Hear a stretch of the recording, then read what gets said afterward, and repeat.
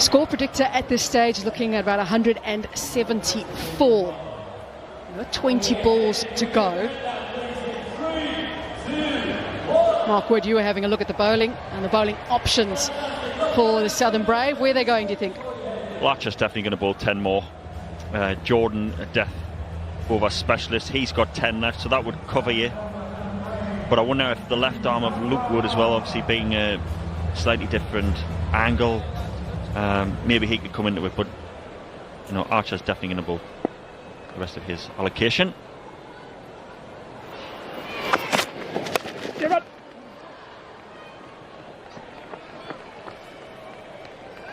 Depends if they get another wicket. If they get another wicket, Jordan straight on, isn't he, as the captain? All at the best times, skipper. Good to be captain.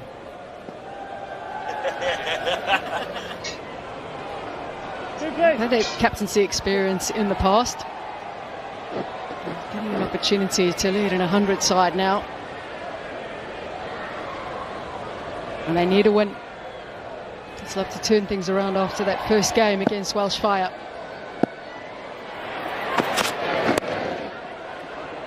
Much control in the shot. One of the things Jofra does so well is that when he bowls the left-handers, because he's so tight to the stumps and close, it's almost like you can shut people down because you haven't got the angle to work with. If he was around the wicket, it might give the left-hander batter more angle to play with. But when he's over the wicket, because he's so tight to the stumps, he can sort of shut off and pitching it on leg stump, and it's still going to hit sort of leg or middle and leg.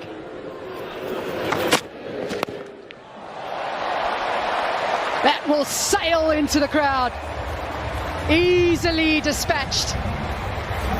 Crowd loving this from Lawrence. Looked like a leg cutter to me, or a slower ball from Archer. Change up. Lawrence has clearly picked that and just gone with it. Because of his grip and the way that he stands, he's such a strong leg side player. You're not going to miss out there. Great shot. Very deep in the crease, isn't he? Can't go much deeper than that. Almost like a tennis swat, wasn't it? Like a forehand swivel wristy thing. Top spin? That's the one I'm looking for, top spin. It was top spin.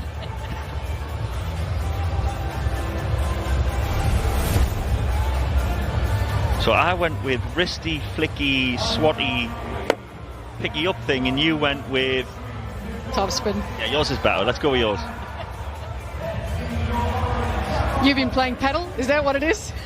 I just tried to sound intelligent and it sounded even worse. It's like when you struggle in quicksand, it just gets worse. Now he goes straight and as sweet as you like. This is magnificent hitting.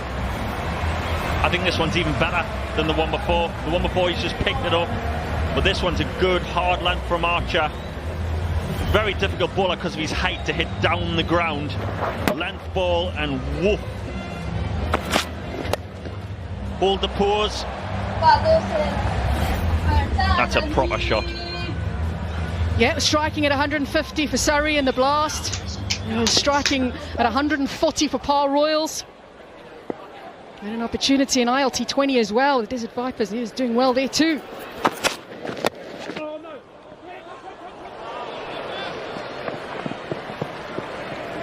It's good from Archer. It's a good response after those first couple of balls. All right, it's 154 now on the board. 85 gone. Well, this is what you're talking about, isn't it? You said maybe if Archer gets a wicket, we'll probably see CJ coming in straight away, but he will be coming in. He's done it so many times. Death over specialists. We've seen he runs his fingers down the back of the ball and it comes out at like 70 mile an hour, and then he has that spear in Yorker. So that's probably the two balls he's looking at. You're probably not thinking 3, 4, 5 balls. You're thinking like 2 clear balls and execute them well. All right, looking at his field, what is he going with here to the left-hander? He's got fine leg back at the moment, square leg is back as well. Well, I don't know if that's a bit of research before the game. You obviously have a lot of analysts before the game. Does he sort of play the ramp shot and scoop? So that although it could be a plan where you're thinking, right, he's got the option of bowling a heel Yorker or a short ball, it also could be because this guy ramps the ball well and we want to take that option completely out of play. He is very fine, is what I would say for a fine leg. So that suggests more of a scoop shot to me than a top edge hook shot. नहीं बाहर जाओ पहले तुम मैं कह रही हूँ बाहर जाओ तुम पहले Oh, it's very full. मुझे तंग मत करो Because of these the square and the outfield being so quick, it'll just be the one. I thought it was well bowled. काम ऐसे करो कि दिल गालियाँ but it was very, very full. And it shut out that sort of when you've got a guy that wants to step and hit, the ball isn't actually on middle stump because that's then lets them use the arms. You want it almost at a step where the shoe's going to be, just slightly more leg side, and then that stops that step and hit.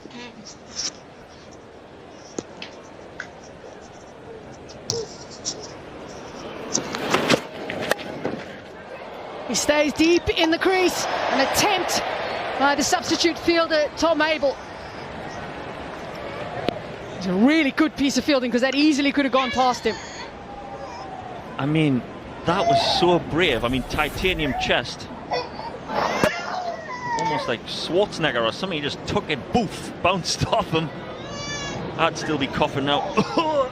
Actually, it wasn't too bad. He got on the arms. I'm just making that sound way better. Mark Wood bringing the drama.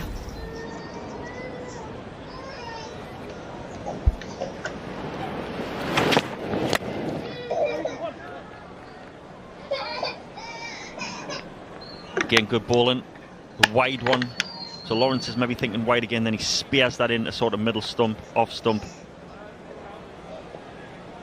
Still with a predictable length, trying to go for that Yorker, but changing the line.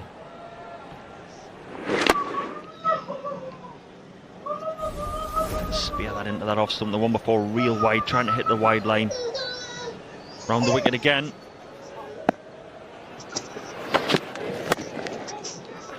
That's so good. You spoke about this, the skill that he has towards the back end where they're under the most amount of pressure.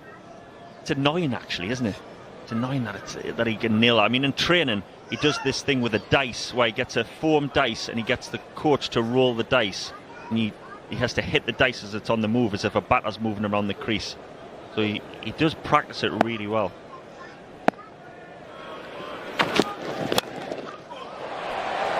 That just pinged off the bat. This lovely flow of the bat. 90 balls now have been bowled. There's 164 for Sunrisers.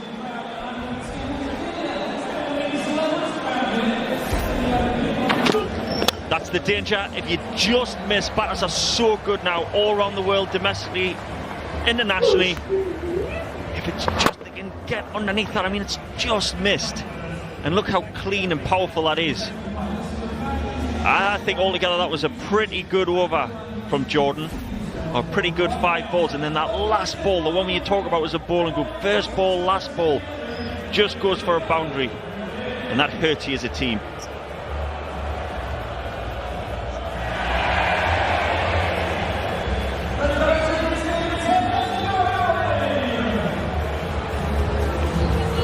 That win predictor, well, I should say, that win predictor 78, but the score predictor is up to 182 now. About 174 not that long ago, now is pushed up to 182. So work here to do for Southern Brave, just to keep this as quiet as they possibly can. And you can see Chris Jordan there shining the ball. And people might think, why are you shining a white ball? It doesn't shine, or you know, you're not going to get much swing now. But what he's doing is he's smoothing that side to try and get any sort of reverse swing. If we can get the ball to move off the straight, it's way more deadly at this part of the game. Because when hitters are in, if the ball doesn't move, you know, you can be cannon fodder. So you want that ball. If you can get any movement with it, whether it's a little bit of tail, it just makes it more dangerous.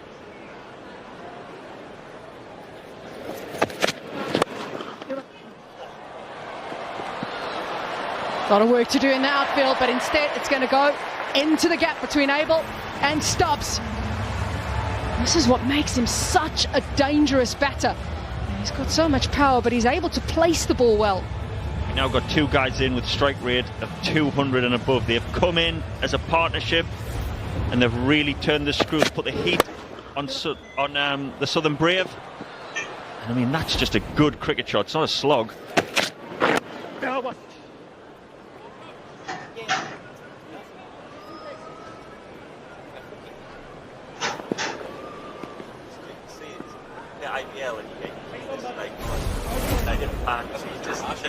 How deep he is in the crease. He's used that so well today. Bowling. Because he's so deep in the crease, he's able to access that leg side, moves across, hits deep. Even if he can't get under it, he's still able to time it nicely.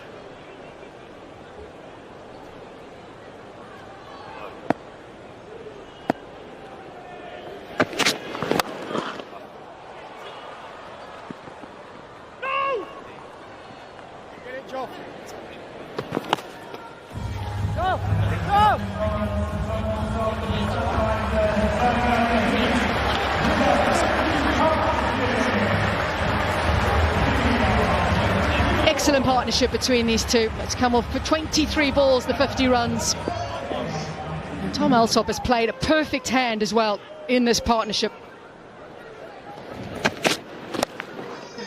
It's a low full toss, and it's more runs. Orange Army are absolutely loving this. Dancing in the crowd. And the dancing feet of Dan Lawrence moves across. Another flick to the leg side, using all the pace of Jofra Archer. He's playing beautifully. There we go, there's those dancing feet. Gets across.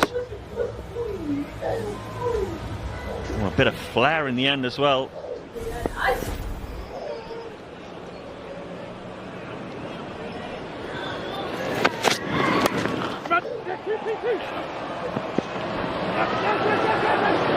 Southern Brave, they're letting runs through. They also have gone past the cut-off time as well. Not bowling the balls in time. 178 now.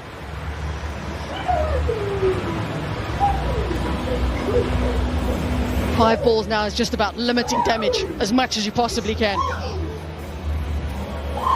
And if you look at the figures, Jordan, 15 balls off. And he's only gone for 21. I think that's a good effort on this pitch. But if you look at all the other seamers, the economy rates are high. 15 balls forward, 40 runs. Worrell 10 balls, 20 runs. Archer now 20 balls, 47 runs. So whenever there's been pace on, it looks as if the economy rates have been real high. The standout there is Adil Rashid with his spin, and the notable difference. And they've only bowled one spinner the whole game. That's been the main difference for me.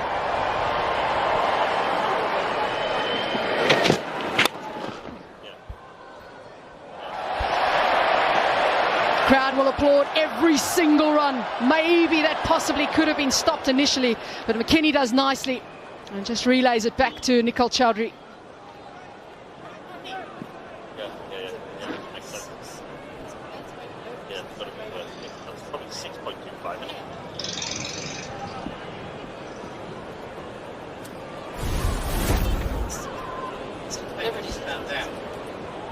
It's nicely done by Ben McKinney. It's a long way for him to go down.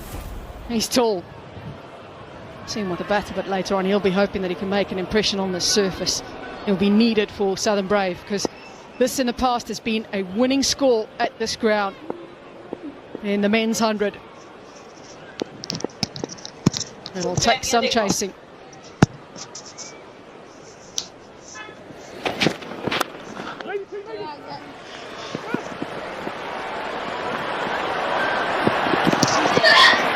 Steps quickly to it, releases it as quickly as he possibly can. That's good running. And a 50 for Dan Lawrence. Off just 24 deliveries. He couldn't have done his job much better. Been in good form this year. Continues it here. This has been a classy knock from Dan Lawrence. Good player. Took on an international attack and played beautifully.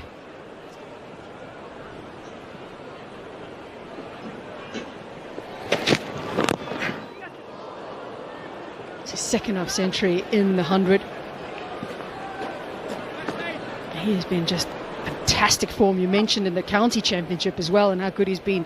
500s to his name, including a 218 that he made. Yeah, and he's always talked about in sort of international circles in England colours. He's always the man that you think, oh, he's the next guy in. He's the next guy in. And this will not, you know, these kind of innings won't do any harm to his cause. Just a quick word on Jordan here, the bowler. I don't think he can downplay this bowling. He's under. These are two guys that are in strike rates at 200, and the way that he's bowled this ball under pressure, I think this speaks how good a performer he is. I'm putting the kiss of death on him here probably, but throughout this innings, if you look at the other fast bowlers, his plan and the way that he's executed has been excellent. Just over the top of Archer, and it will be a boundary off the bowling of Jordan. Kiss of death. I said it. I still think his plan and the way that he's tried to bowl it's, you know, the right thing that he's doing. Wide, trying to get out of that swing, but they're on a roll just past it. On another day that goes to fielder and you say great bowling. That's just the nature of the game. Just over the head of Archer, 4 more runs.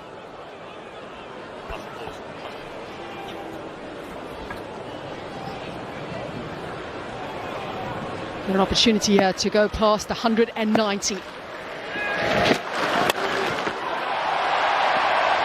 Stubbs easily underneath that, picked it up early, turned and got into a good position to complete the catch and give Jordan his first wicket of the innings. 187 is what they make. And he deserves that, Chris Jordan. I think he's been the standout seam bowler in this Southern Brave lineup. Hard day for him as a captain with the ball going everywhere, but he stood up with the ball and gets a reward right at the end. Not the timing this time from Alsop, and a comfortable catch by Stubbs. I think it is Stubbs at mid-off. Good hand played by Tom Alsop as well, because he's come in and done his job. And Lawrence will finish undefeated on 51. What a half century from him. His second in the 100 and came in quick time. Excellent partnership towards the back end for Sunrisers Leeds, and much to the delight of the home crowd as well.